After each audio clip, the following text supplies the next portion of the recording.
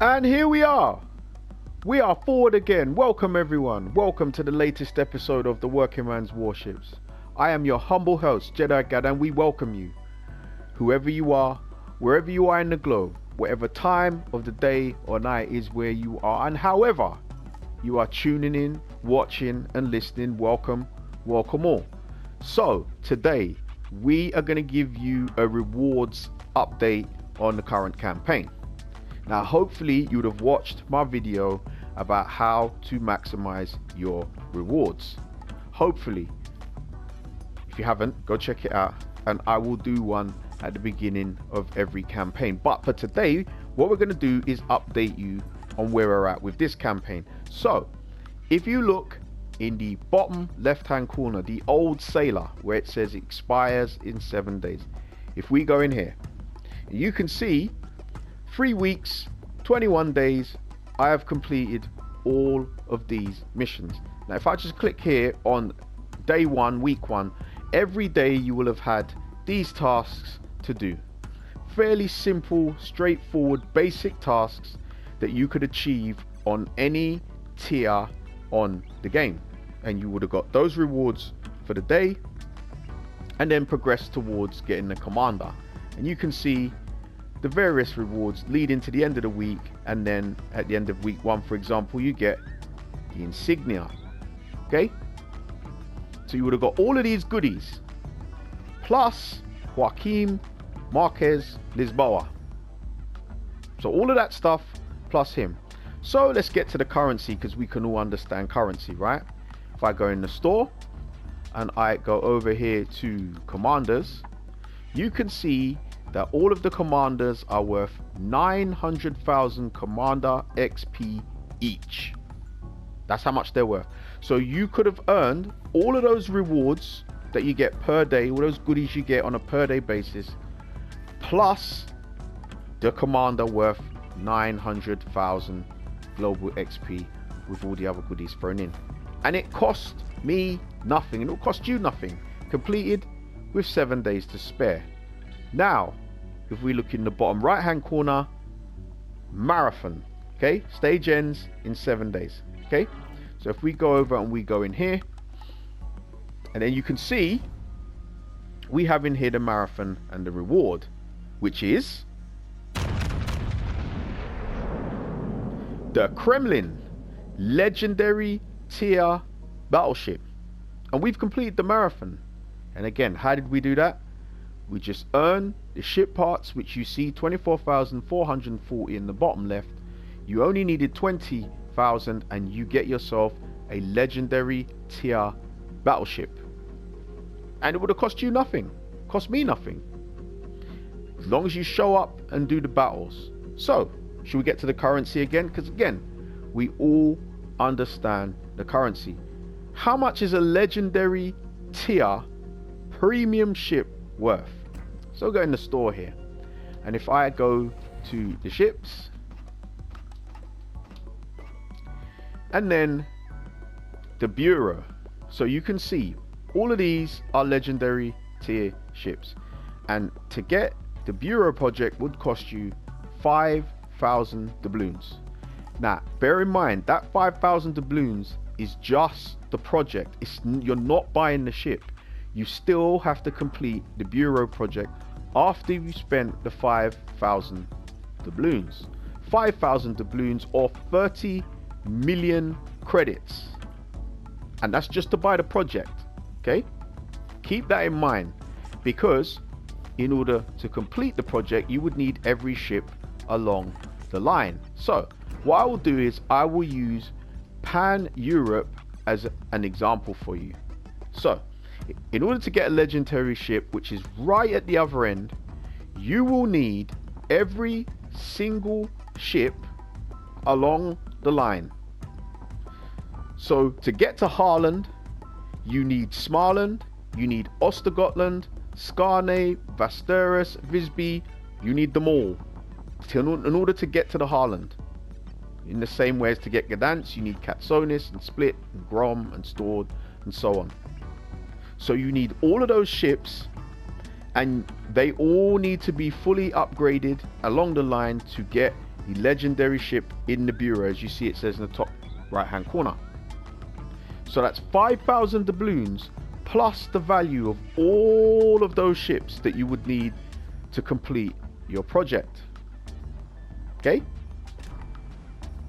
so just for humor, how much is 5,000 doubloons in real currency? So if you look here at the 5,625 doubloons package, that is 14.99 British pounds. There'll be an equivalent where you are, US dollars, etc, etc. So it will cost me £15 just to buy the bureau project, and then the value of all those ships plus the time it would take me to grind those ships all the way along and get all the way to unlocking the legendary tier ship. So that marathon would have got you a legendary tier ship, and you wouldn't have had to go through any of that or spend any money, right? So if we go to the campaign, you can see my number at the top, 102, is green. What does that mean? It means that I have completed the campaign and I now have the Victoria. Oh yes. And again, how did I do it? I just did the missions. I did the renown weekly havoc. That's all I did. So if we go and win the victory, you can see now I have the Victoria and the symbol. I've got the Spanish flag and a bunch of other goodies. See? Now, please bear in mind, if you don't have the Admiralty backing, you would only get half of these rewards, but you will still get them. Just do the missions. I mean, it really is quite straightforward. And now what happens that I've done this, in the next 8 days, I now have the endless trials. So you see here where it says 555, that is steel. Steel right at the top of the screen. See where it says 23k? That is the amount of steel that I have. So as I now move along, I can unlock an unlimited amount of steel depending on how I progress in my battles. And again, that won't cost anything. Now, steel is going to be key because it is the hardest currency in the game to obtain. So now I can start to eat away at that. It's really difficult to earn steel. And what's the value of steel, right? Well, I can show you in pretty simple terms. So if we go to Forge and we look over here, we can see that a tier 8 ship in the Forge is 25,000 steel. 25,000. Right? So right, that right there, there's the value of your Victoria. 25,000 steel. Or for another comparison, we go to the ships again and we head to Japan. Okay, a Hayate is 1.4 million global XP. 1.4 million. So that is how much the Victoria is worth. Now, be in no doubt, whether this is a good ship or a bad ship is irrelevant. The value of the ship is what's the key. That's the key. Now, if it turns out to be really good, great. But it's the value of the ship that is important, because what it does is, A, it provides you something that's actually worth a bit of money. We all understand money, right?